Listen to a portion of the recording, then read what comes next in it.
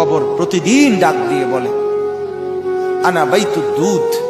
প্রত্যেকের কবর প্রত্যেককে ডেকে বলে, ও আল্লাহর বান্দা, জানো আমি পোকামাকড়ের ঘর, পোকামাকড়ের ঘর।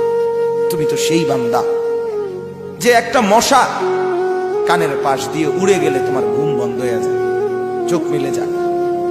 একটা মশার গুনগুন আওয়াজ সহ্য করতে পারো না।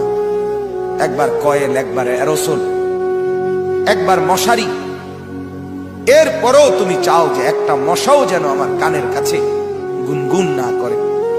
তো 5 ঘন্টার ঘুমের জন্য, 6 ঘন্টার ঘুমের জন্য বান্দা এই যত্ন নিলা, অনন্তকাল কিংবা বছরের পর বছর কবরের যে ঘুম দিবা, পড়ে থাকবা সেই ঘরে, পোকা মাকড়ের ঘর, সেই ঘরে তুমি ঘুমাইবা কেমনে, থাকবা?